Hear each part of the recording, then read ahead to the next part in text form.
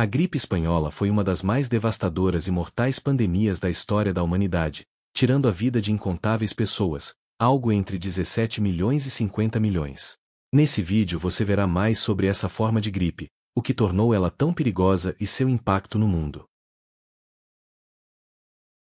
O nome gripe espanhola é um erro histórico que se consolidou devido à censura da imprensa durante a Primeira Guerra Mundial, que durou de 1914 até 1918. Censores governamentais minimizavam ou proibiam relatos sobre a doença e as mortes nas tropas para manter o moral e evitar que os inimigos soubessem que seus exércitos estavam enfraquecidos. A Espanha não estava envolvida na guerra e sua imprensa pôde noticiar livremente a gravidade do surto da gripe, inclusive o adoecimento do rei Afonso XIII, da Espanha, que vocês podem ver na tela. Essa cobertura intensa deu a falsa impressão de que a Espanha era o local de origem ou o país mais afetado, resultando no nome. Como a doença atingiu o mundo em meio a um conflito global e a sistemas de notificação precários, não há um consenso absoluto de onde a gripe surgiu. Muitos pesquisadores apontam o condado de Haskell, no Kansas, Estados Unidos, como o local do primeiro surto conhecido. O primeiro caso documentado ocorreu em março de 1918 em um acampamento militar que ficava nessa localidade. A intensa movimentação de soldados americanos para a Europa para lutar na Primeira Guerra Mundial teria levado o vírus para o continente. Outra teoria sugere que a doença pode ter surgido em 1917, na área de um grande acampamento e hospital militar britânico em Étaples, na França, antes de se espalhar. Há também sugestões de que o vírus possa ter surgido no continente asiático e sido trazido para a Europa por trabalhadores chineses transportados para auxiliar no esforço de guerra. A comunidade científica e histórica geralmente aponta os Estados Unidos como o provável local do primeiro surto notificado, com base nos registros mais antigos disponíveis, mas reconhece que a origem geográfica exata é incerta devido às limitações de informação da época. O vírus da gripe espanhola é de particular interesse para a virologia, pois ele se comportou de maneira extraordinariamente agressiva e causou uma mortalidade sem precedentes. O vírus é do tipo influenza A, H1N1. O nome refere-se às duas glicoproteínas em sua superfície, hemaglutinina, H1, e neuraminidase, N1. É um vírus de RNA, o que facilita sua alta taxa de mutação, em que foi a primeira das duas pandemias causadas pelo H1N1, a segunda ocorreu em 2009, conhecida como gripe suína, que era um descendente distante da gripe espanhola. Os cientistas conseguiram sequenciar o genoma do vírus de 1918 a partir de amostras preservadas, incluindo corpos exumados no Alasca, e encontraram várias características que contribuíram para sua letalidade. O vírus de 1918 era excepcionalmente eficaz em desencadear uma resposta imunológica exagerada no hospedeiro, conhecida como tempestade de citocinas. Em vez de proteger o corpo, o sistema imunológico jovem e robusto dos adultos saudáveis liberava um excesso de moléculas inflamatórias, que atacavam os próprios tecidos, especialmente o pulmão. O vírus possuía mutações que lhe conferiam a capacidade incomum de invadir e se replicar profundamente nas células epiteliais do pulmão, causando necrose e dano direto ao tecido pulmonar. Diferentemente da gripe sazonal, que geralmente atingia crianças e idosos, o H1N1 de 1918 causou a maior mortalidade na faixa etária de 20 a 40 anos. As razões incluem o efeito mais forte da tempestade de citocinas em sistemas imunológicos mais vigorosos. Pessoas mais velhas podem ter tido alguma exposição prévia a cepas de influenza semelhantes no passado, conferindo-lhes uma imunidade parcial protetora.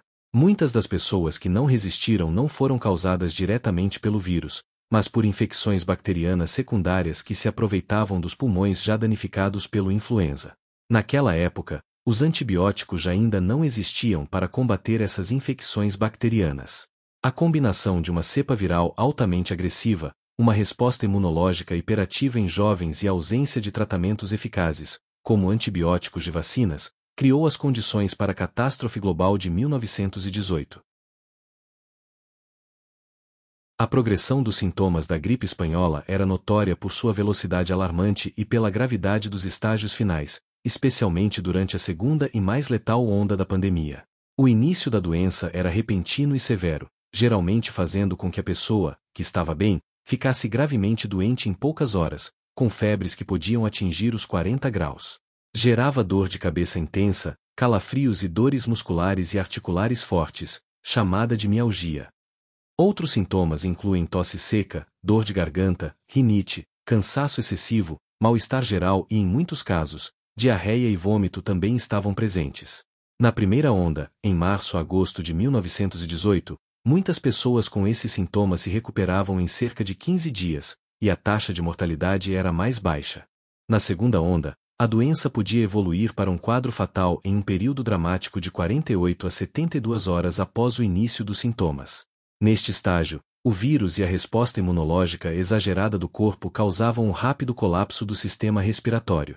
O sintoma mais característico e chocante era a pele dos pacientes, especialmente rosto e orelhas, ficava de cor azul escura ou arroxeada devido à falta de oxigênio no sangue. Sangramento pelo nariz, ouvidos, boca e nos olhos, hemorragias petequiais na pele. Gerava dano direto, agressivo do vírus aos pulmões e acúmulo de líquido nos pulmões. Surgiam infecções bacterianas oportunistas que se instalavam no tecido pulmonar danificado, sendo a causa imediata de muitas mortes. Devido à inundação dos pulmões por líquido e sangue, resultante do edema pulmonar e das hemorragias, o paciente literalmente se afogava em seus próprios fluidos.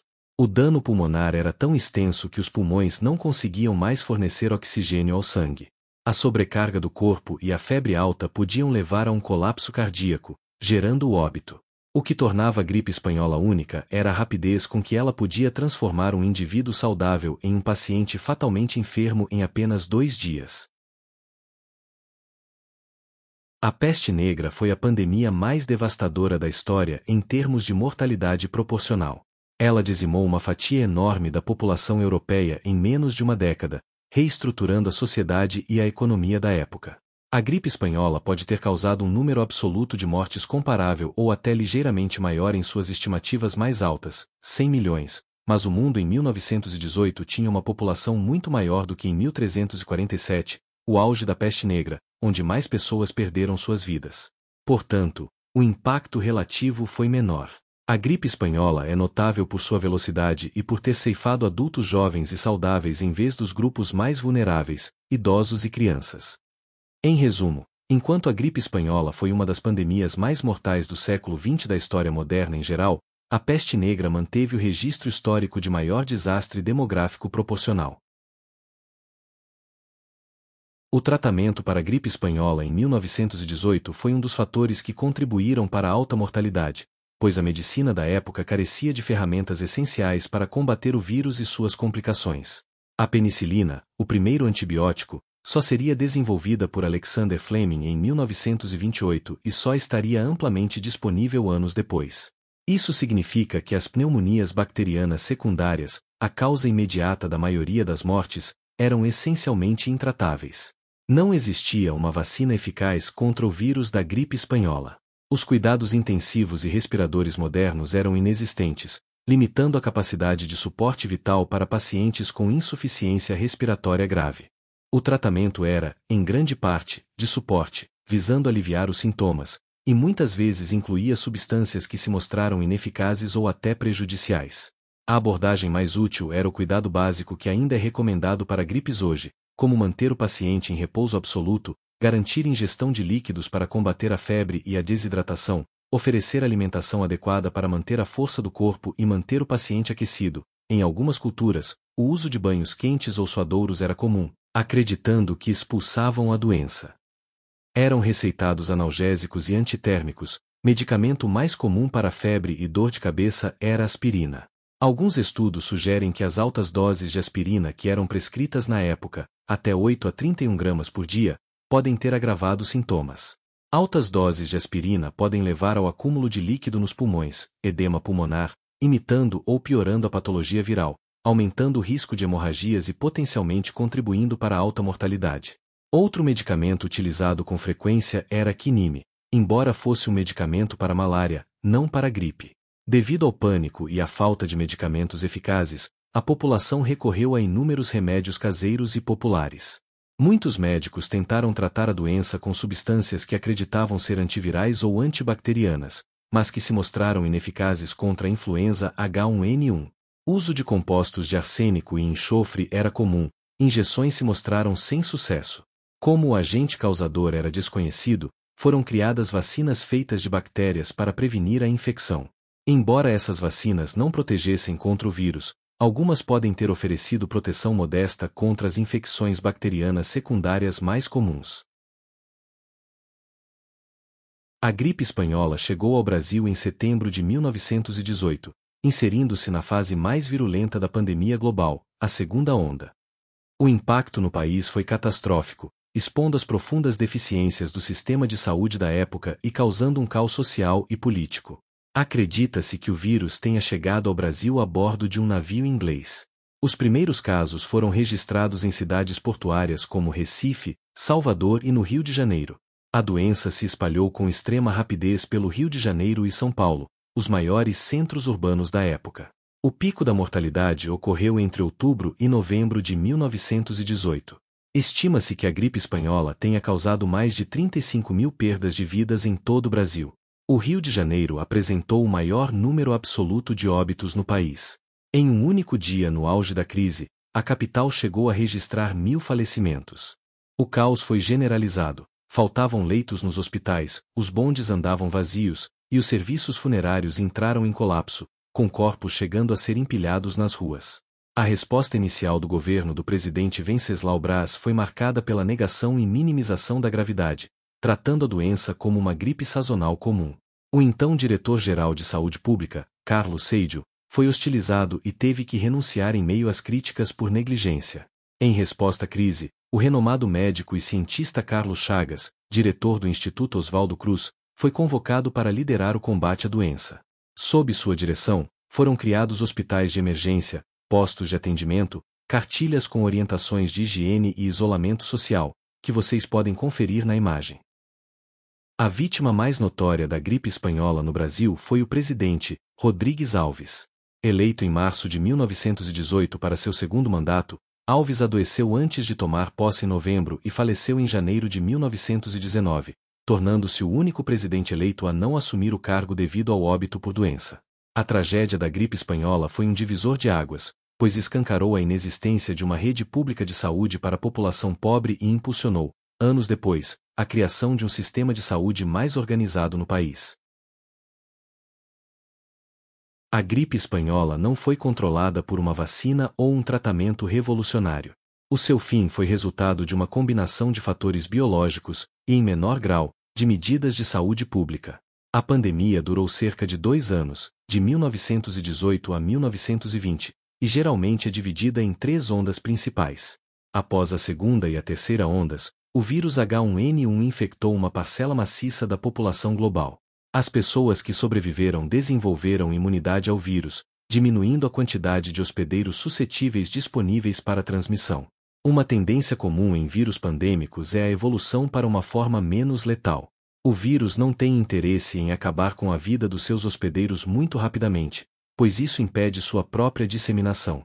Ao longo do tempo, o vírus H1N1 sofreu mutações que o tornaram menos agressivo e menos propenso a desencadear a mortal tempestade de citocinas nos pulmões. O vírus não desapareceu, mas se tornou a cepa de gripe sazonal que continuou a circular por décadas. Embora o tratamento fosse ineficaz, as intervenções não farmacêuticas, como o distanciamento social, tiveram um papel em reduzir a velocidade da propagação. Muitas cidades implementaram medidas como o fechamento de escolas, igrejas, teatros, bares e a proibição de grandes reuniões públicas.